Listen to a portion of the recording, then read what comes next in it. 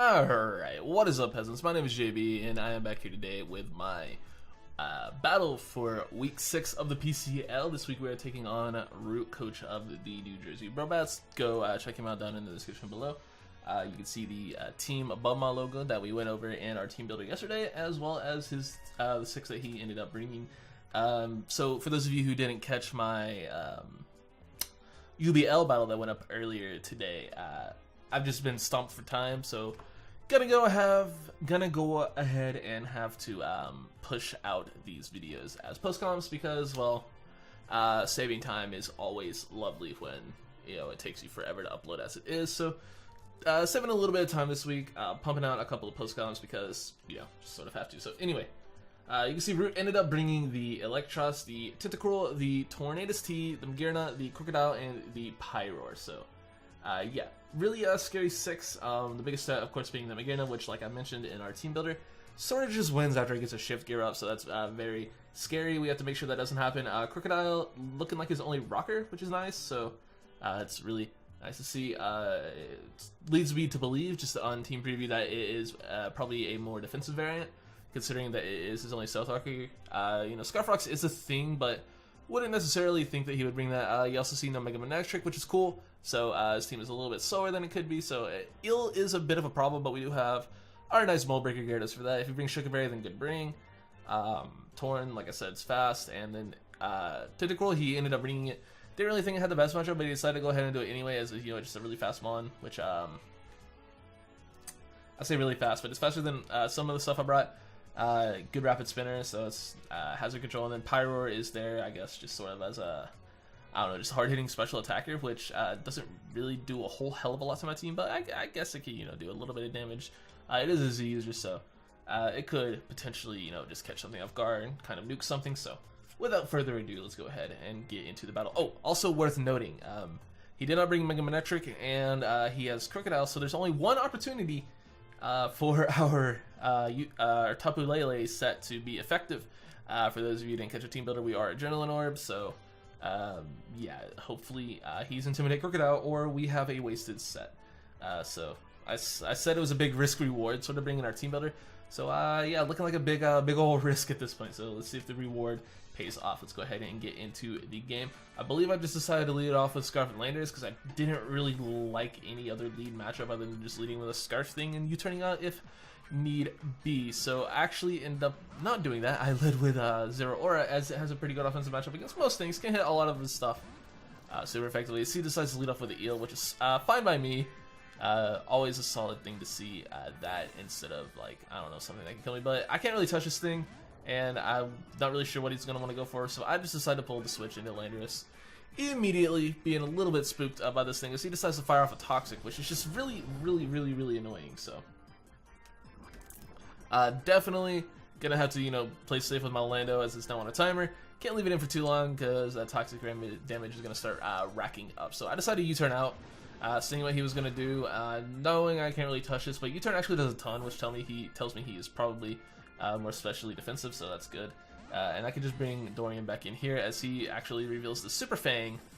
So he is a Toxic Super Fang variant. Obviously, you know, him clicking Toxic earlier revealed that he wasn't a Sylvest, which is nice. And he's going to get a little bit of HP back, so he shows us his leftovers there, which is solid. So I just decided to go for a Drain Punch, seeing what he would go for this turn, predicting probably another Toxic.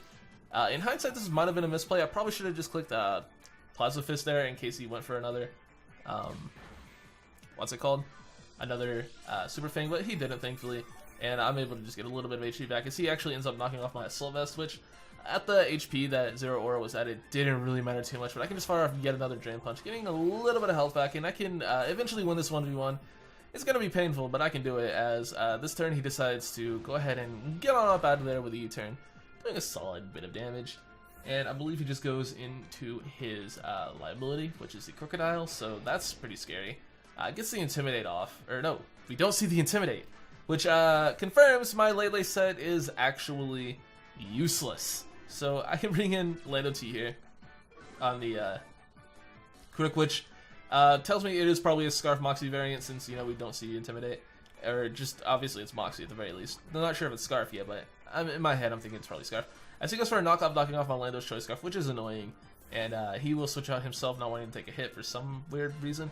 But he goes back into the eel, and I go for a knock up there, trying to knock his Scarf off, but I end up just knocking out the Electros, which is fine, getting rid of that thing, making Earthquake free against his team, aside from the Torn, which, you know, is in fact still a Torn, and in fact still alive. So he brings in Birdman, which is the Torn, and my Lando is toxic. It's in range of pretty much everything on his team, so I believe I just decided to sack off at this point. And as I miss a Hurricane, or he misses a Hurricane, and I miss a Stone Edge, so Pokemon, am I right? Unfortunate, because that, I believe, had a chance to kill depending on his set. So he, I believe I'm just gonna, I decided to save my Lando there, predicting him to just go for another Hurricane, as I was able to live said Hurricane. But he actually makes a really good play, goes for a U-turn, and my Zero Aura manages to live on 6 HP. So really solid play there. It's just I was able to live the hit, which is always great.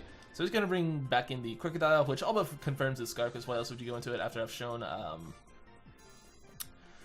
Drain Punch? But I actually make a ballsy play, predicting him to over-predict, and I decided to go for Drain Punch, sort of just sacking it off, but just seeing what he would do, and he actually ends up setting up Stealth Rocks, which works out perfectly for me, and I can get a little bit of HP back there from that, so solid play on my behalf. I'll go ahead and give myself a little pat on the back for that one, but he's going to switch out here, as he's most likely scarfed into rocks. He goes to the Yikes, which ends up being the Magearna.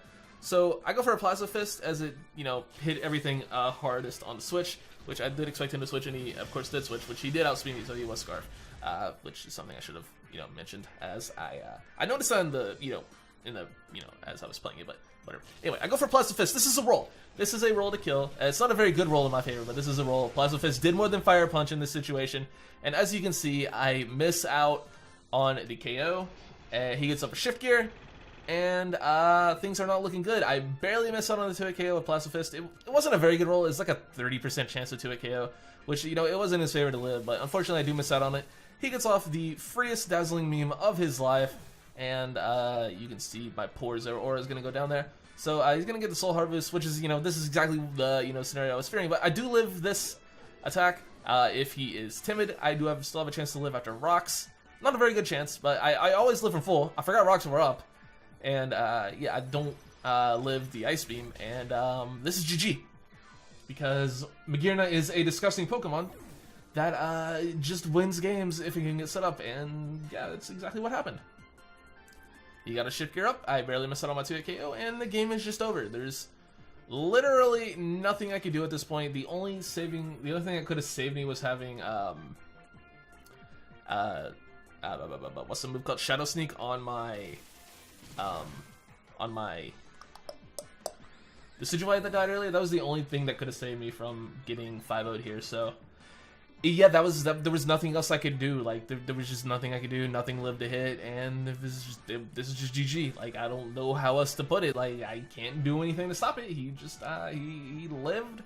He clicked Shift Gear, and the game was over.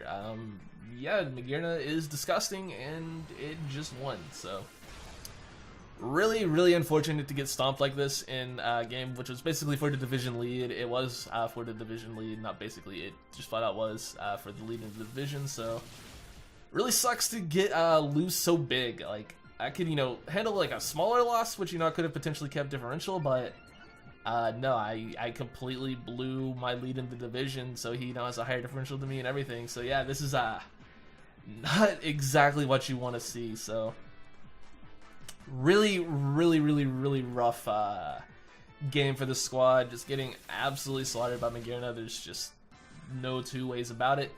Really unfortunate loss, and yeah, it was just Magearna, man. It's what you gonna do once it gets set up. There's just not a whole lot that can be done, and yeah, it was just Magearna, man. So really bad loss here. Like I said a couple times already, losing the division lead is huge. So we are still in second in the division, which means we are still in a playoff spot at about the halfway mark of the season. So we're still looking okay for playoffs. We just have to make sure that we can at least win 2 of our last 3 divisional games, and we should be fine. Ideally, we'd like to win all 3, but I believe we could still be fine if we win all 3, as well as just, you know, keep winning games in general. We should still be fine for playoffs. Just depends on how you know, our divisional games come down to at this point, because, you know, in the PCL we are doing the divisional format where we have rematches, which some people don't like, but people just, like I said, people are just so scared of anything different in Pokemon. It just genuinely pisses me off in the draft league community that people are just so scared of anything new and different and not standard. So I'm actually, you know, that makes me like it even more that some people don't like it. So I'm really excited to see how the divisional rematches play out. Should be a fun time. So with all that being said, GG to Root, of course. He brought the set that won the game, and it won him the game very convincingly. So hopefully we can bounce back in Week 7. We play our good pal, Shay Quaza. And for those of you who know our history, or don't know our history, I guess I should say, we basically trade wins in every league we're in together. And unfortunately, in that, you know, pendulum, I guess, where we, you know, trade wins, it is his turn to win. So hopefully we can break the cycle and pull out a win next week to continue our winning ways this season. And yeah, look to further secure our playoff seeding and whatnot. But again, thank you guys so much for watching. Again, be sure to go check out Root in the description down below, and I will see you all for Week 7. Thanks for watching. Peace.